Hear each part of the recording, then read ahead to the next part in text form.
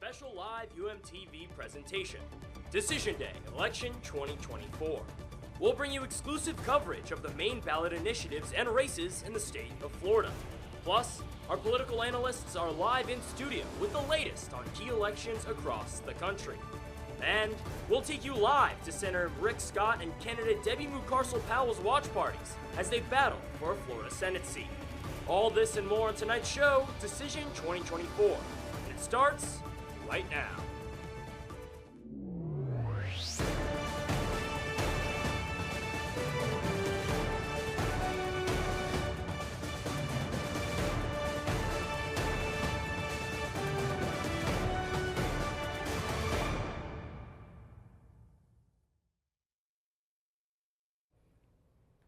Good evening and welcome to UMTV's 2024 Live Election Special. I'm Zachary Levy. And I'm Gracie Palmer. Thank you for joining us. Tonight we will take a look at some of the biggest issues facing voters here in the Sunshine State and across the country. Over the next couple of hours, we will also bring you some updates on the most consequential races in the country and live reports from Florida's Senate candidates' watch parties. By many accounts and most polls, this one is one of the closest presidential elections in history, with former President Donald Trump and Vice President Kamala Harris splitting the vote of the American people in half. It will all come down to who wins the so-called swing states. Our political analyst Ben Freeman joins us live in the studio right now to tell us more about these swing states. Ben, why are they so important? Happy Election Day, guys. It is my favorite day every 4 years. Now, I have a lot to talk about, so let's just jump into it.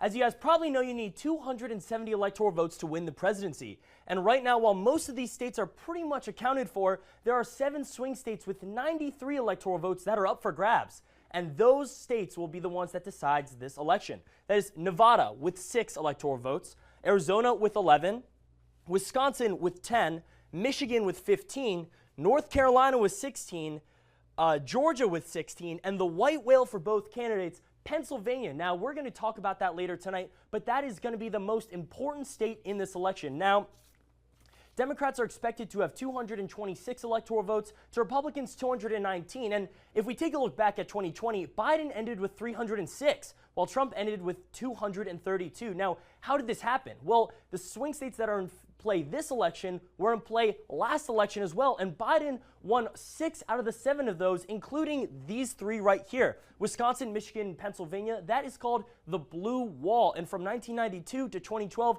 they voted solidly Democrat until 2016, because in 2016, believe it or not, these 7 swing states were also in contention then. And Trump won 6 out of those 7. While he was campaigning to build a wall, he destroyed one, winning each of these states, which Hillary Clinton was heavily favored to win. In fact, Hillary Clinton only won Nevada. Now, let's look at some pre-voter day polling. Nationally, Harris was ahead at 1.2%.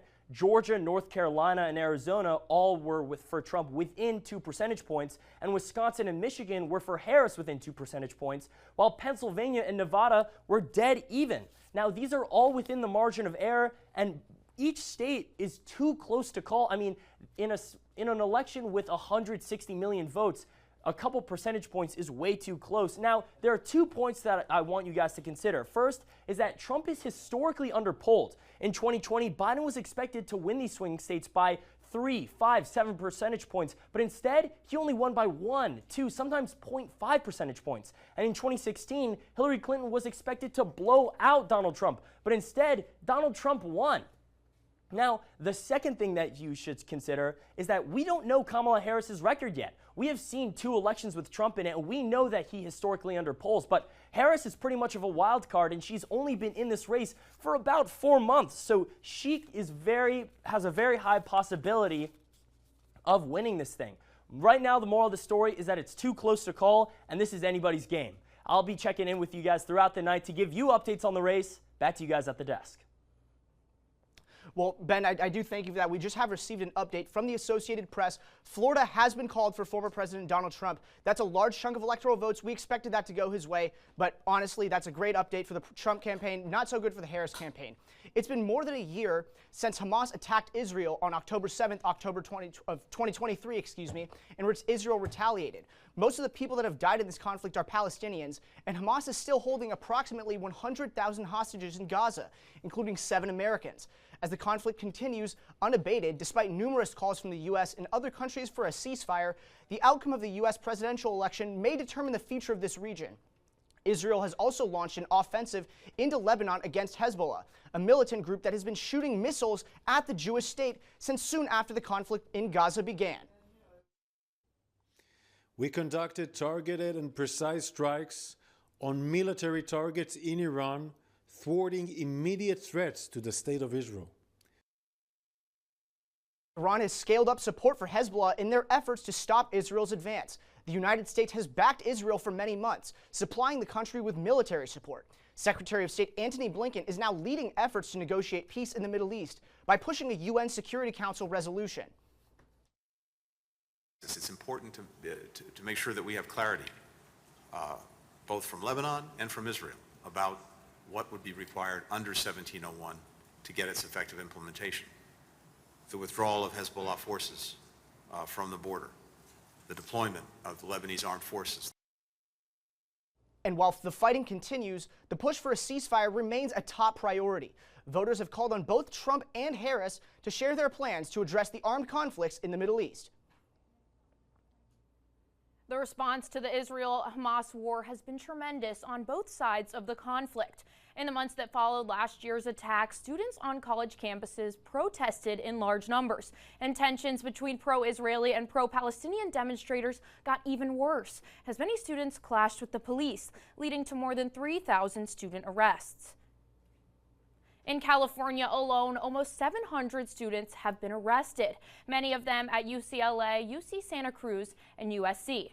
In New York, almost 600 student protesters found themselves behind bars, most of them from Columbia and the City College of New York. Trends show tensions remain high on both coasts, with large presences of both Arab and Jewish student populations. But here in the Sunshine State, 6 students were arrested at the University of Florida during a protest in the spring semester. UF released a statement that reads, quote, "The University of Florida is not a daycare, and we do not treat protesters like children. They knew the rules, they broke the rules, and they'll face the consequences." Here at the University of Miami, there were numerous demonstrations organized by both sides, including candlelight vigils and other memorials. However, no arrests were made, and student safety has remained the university's top priority. Addison Block and Mia Hausman talked to student activists here at the University of Miami campus. As tensions rise in the Middle East, the University of Miami finds itself at the center of 2 conflicts, the one overseas and the one within its campus. While schools like Columbia University and Brown University struggled with student-run encampments, here at UM, safety has become the focus as the university strives to shield its students from the tensions that divide them. UM has implemented stricter safety protocols, ensuring student events are handled with sensitivity. Student leaders must sign off on this form that states, "I also understand the appropriate security for the event will be determined by UMPD and that I am not allowed to provide outside security for the event." We've been working for months to put on an October 7th Memorial and Unity program on campus, and the amount of paperwork and questioning and jurisdiction that's been put on us makes me feel that it's an even playing ground. But for Brianna Halpern, president of Chabad, these measures aren't just about precautions. They come with a personal cost. No matter what safeguards or protocol or 16 extra police officers that our organization has to pay for just because the schools think so, I know that in the end it's all for a reason. For many Jewish students, the University of Miami has succeeded in making them feel safe. I truthfully believe that this is the best school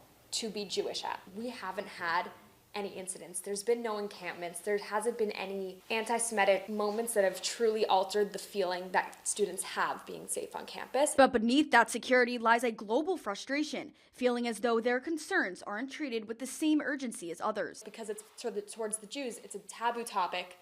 We don't know how to handle it, and it depends on the context, whatever that means. These precautions shape more than just how students gather. They've begun to influence how they think about the future and the choices they make, especially when it comes to their vote in the U.S. presidential election. We sent a survey to Chabad, and out of the 12 responses, 83.3% are voting for Donald Trump. Because of what's happened and because of how strongly they believe in Israel, never would they think they're going to be voting for Trump, but they are, because again, it's an issue of safety. But for the 11 students from the Arab Student Union we surveyed, the results looked quite different. Donald Trump garnered 36.4% of votes, and the second highest percentage belonged to the third party. A Palestinian student who wishes to remain anonymous attributes these varied results to the lack of support for Palestine from each candidate. No one can expect me to vote for someone who is actively involved with the genocide of my people. For all of us that have my mindset, it's hard to make that decision, but it's you're staring at it in the face and you're I actively refuse to do this. This source feels that for Palestinian students, the administration's actions fall short of providing the same support.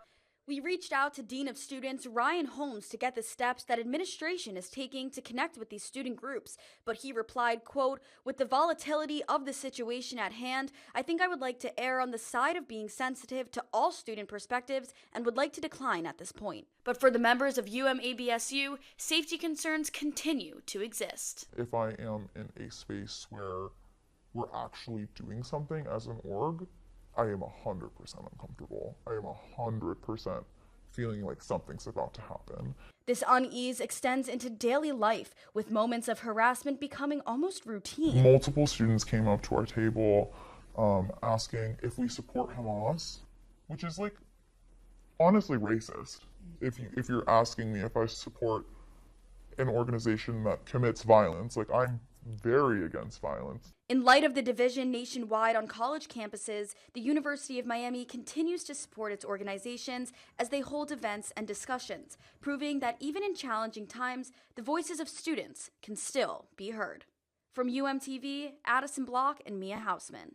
Thank you for staying with our live UMTV coverage, Decision Day, Election 2024. I'm Gavin Bishow. And I'm Melanie Lowe. Tonight, Gavin and I will be focusing on the issues and races affecting voters across the state of Florida. The Second Amendment on the state's ballot this year is the right to fish and hunt. Some of the exact language says to preserve forever fishing and hunting, including by the use of traditional methods, as a public right and preferred means of responsibly managing and controlling fish and wildlife. Social media is buzzing tonight, and the candidates have certainly been active throughout the entire race. Time now to break down what many people are seeing on their feeds today. Social media analyst Max Keller is monitoring the most important feeds and joins us now live with more. Max, what are you seeing? Good evening. I'm Max Keller, and I'll be your eyes and ears for what's happening on social media tonight. Let's talk about what we've seen from both campaigns throughout the day. We'll start right here on True Social with Donald Trump telling Republicans they're doing a great job, encouraging them to stay in line earlier on and make sure that their vote gets in. We see a similar sentiment from the Democratic side with Kamala Harris telling voters to get out and that their vote will shape democracy for the future, democracy that people have fought for generations. And also, she's excited about those first-time voters. She says, "I love Gen Z." Now, if we look at the vice presidential candidates, J.D. Vance focuses on some of the key Republican issues, such as inflation amongst groceries, along with a secure border. He believes that former President Donald Trump will do the best job with those issues moving forward. And as we look at Tim Walz, he's in Pennsylvania today, which is, if not the most important state, one of those swing states we're paying attention to tonight. He said that he was at the Capitol Diner in Harrisburg, where he talked to voters, telling them they're doing a good job. And speaking of Pennsylvania, former President Donald Trump says that there is massive cheating going on in Philadelphia and that law enforcement is coming. Now, this is something we've seen from him in the past. In 2020, he challenged the election results at the state level across the country. We'll see what happens in 2024. Well, that's all we're going to focus on for now. We'll have more updates throughout the night. Back to you guys at the desk. Minority voters in Overtown and around the country are looking for proper representation in politics. Now, I want to welcome Dr. Gregory Koger, a political science professor here at the University of Miami. Dr. Koger, thank you so much for joining us. Thank you for having me. So you have an extensive history in legal studies. So what are some of the key voter demographics that you were looking for in this nation's election cycle this year?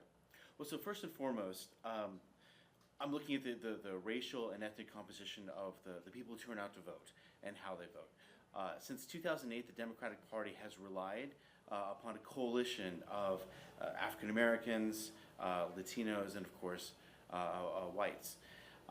And you know, so Kamala Harris is trying to like keep that coalition together. And while you know, for over the last 8 years, the Trump coalition has been trying to like take pieces of that coalition away.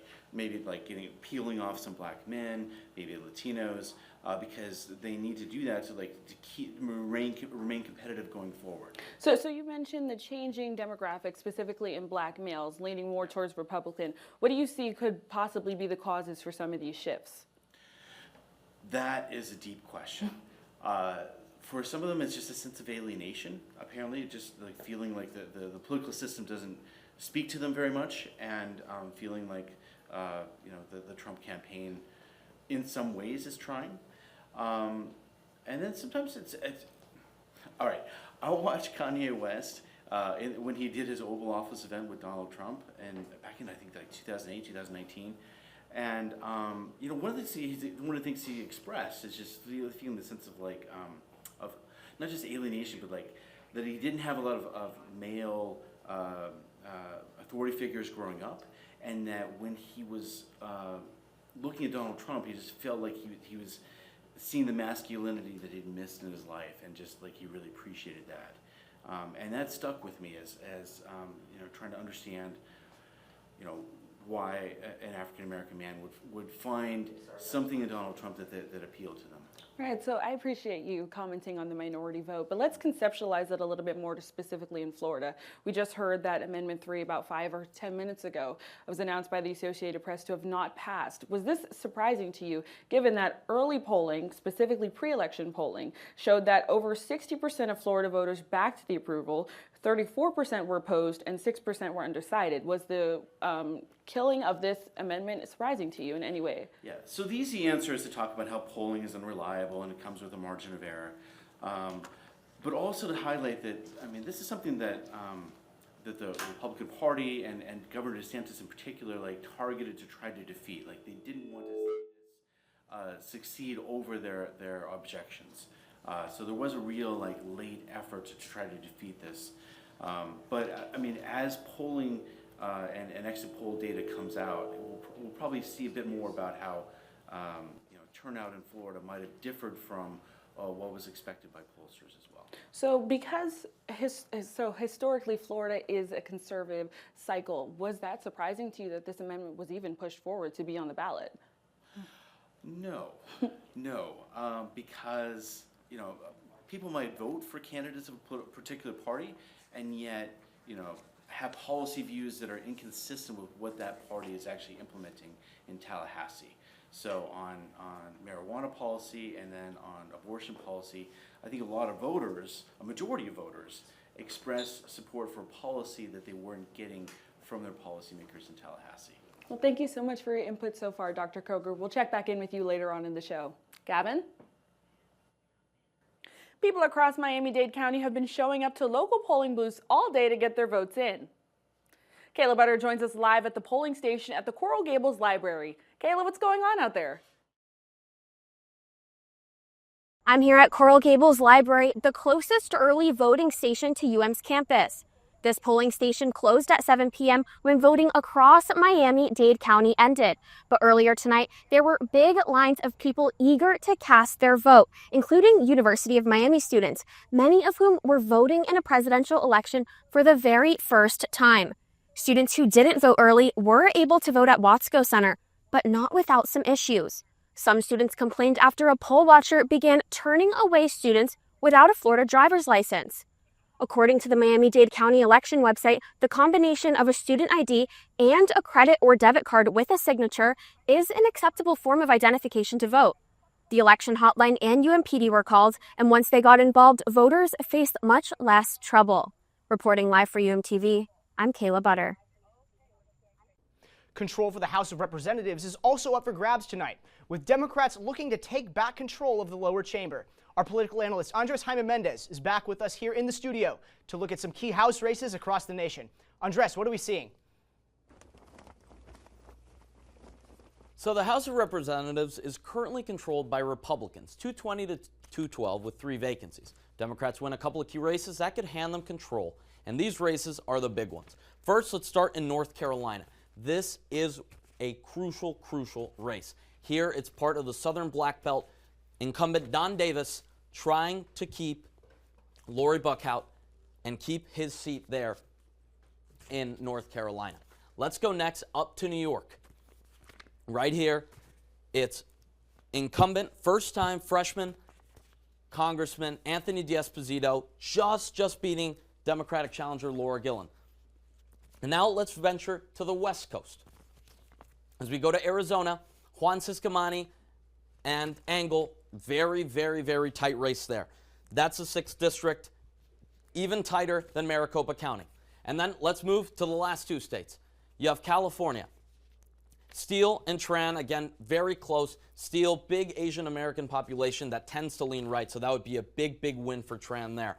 And last state in the Pacific Northwest, Glusenkamp, very moderate Democrat, up against a right-wing extremist in Kent. Another one to keep out for as we see who keeps control of the House. Former President Trump's rally at Madison Square Garden in late October featured many comments that a lot of people deem racist and insensitive. However, the comments were not made by Trump. Stand-up comic Tony Hinchcliffe said, quote, "I don't know if you guys know this, but there's literally a floating island of garbage in the middle of the ocean right now. I think it's called Puerto Rico." And a friend of Trump's called Vice President Harris the Antichrist and the devil. While Trump's campaign said the views do not reflect the former president's views, nor the campaign, many Democrats responded to the comments. During a campaign event, President Biden said, quote, "The only garbage I see floating out there is his supporters," in reference to Trump's supporters. And that comment drew criticism from many Republicans as well. Debbie McCarcel-Powell went on stage to deliver her closing remarks after losing to Rick Scott. She said that she is not yet done with politics and will continue to fight for the rights of all Floridians. I am here with McCarcel-Powell's supporter, Valentina. Valentina, how did you feel during her moving speech? Although at the beginning I felt very sad upon learning the news, her words really empowered me as a supporter and really told me that we have more chances, that this is not the end, and we still have a democracy. The room really has died out since the speech, but her loyal supporters have remained to close out the night. Back to you guys. And we have reports that Amendment 1 did fail on the ballot this election, getting 54%, a majority of the vote, but falling 6% short of the 60% supermajority. I'm back here with Dr. Stephanie Pueyo. And speaking of Amendment 1 and the politicization of injecting politics into schools, what is your stance there? Is there a balance that can be found in putting politics into schools, or should they be separate from public school districts? Yeah, I think there's inherently a politicized nature to education, and I think that it could be a good thing, it could be a mobilizing thing, and certainly as it relates to just political and civic education, I do think that that belongs in schools. I think there's a little bit of a little bit of hysteria happening with respect to what is being taught, particularly in K-12, what is being taught to children as it relates to, whether it's sexuality or anything like that. And foremost, I do think that those things, by virtue of the fact that children are going to have to navigate these things in real life, I think that it's certainly important to actually have someone guiding them through these conversations at age-appropriate, times. I think that ultimately, we're going to see a little bit more of a backlash to this as we move forward. I think that parents especially are probably going to become more involved in trying to, have these conversations in schools. But again, I think part of it, the backlash itself, at least that's currently happening, that's like, don't say gay bill and things like that. I think part of that is, a solution looking for a problem. I don't think that teachers are necessarily trying to indoctrinate children or things of that sort, but ultimately striking a balance between what it is that teachers' expertise or what parents want or what the state wants is difficult, but I do think that right now, at least in the state of Florida and other similar states, I think that it's a little bit more overstated in terms of it being a problem. And so you believe parents, you think, have a better, area of expertise in that area where they can see what's good for their kids and go from there, not necessarily the state. And Ron DeSantis, especially, you mentioned the parental rights and education bill that talked about, book bannings and critical race theory. You think the parents are really the main drivers that should be forming their kids in education? Well, I think the parents should be consulted as it relates to that, just as in terms of a democratic process. I think that as voters and as parents, they should absolutely have a say in what happens. But that's different from the fact that they would know more. It also depends on our educational efforts. Like, to what degree are they understanding what is actually being taught, how it's being taught, and having them respond to that, as opposed to these allegations of, again, children being indoctrinated or things of that sort. So I think that if we have more clarity about the curriculum, particularly in elementary schools and things of that sort, when children are younger and more impressionable, I think that ultimately, they would ultimately probably support that happening, and also just be part of it. They might want to be part of those educational efforts as well, and just the direction of them. Well, Dr. Puello, thank you so much for your time tonight. Yeah, of course. Thank you. Thank you, Andres. And now looking at the Senate races, Rick Scott won his seat for the Senate, beating Debbie Mucarsel-Powell in Florida. Our reporter Billy Brightman is live at the watch party. Billy, how's it feeling over at Rick Scott's party? The audience isn't really here anymore since Rick Scott won this race so early, but he even headed backstage himself. And the real story of the night is how quickly this race was won, and by just how much. And it's particularly interesting because he's never run in a general election before. His gubernatorial victories were in 2010 and 2014, and his Senate victory was in 2018. All of these were midterm races.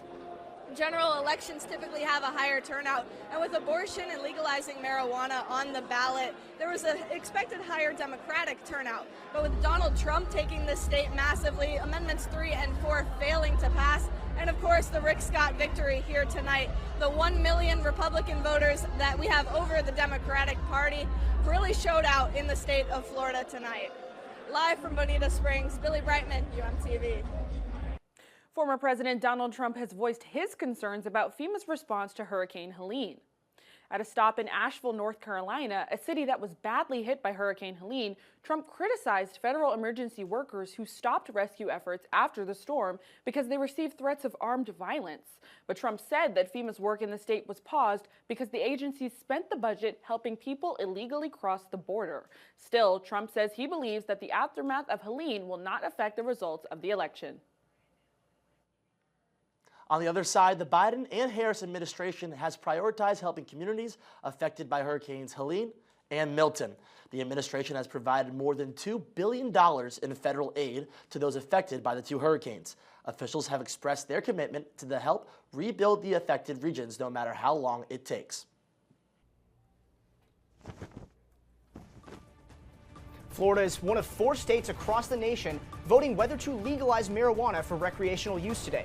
Coming up, we'll tell you what a yes vote means and a no vote means on Amendment 3. Plus, Miami instituted a controversial new homeless legislation earlier this year. How the city is tackling this issue after the break.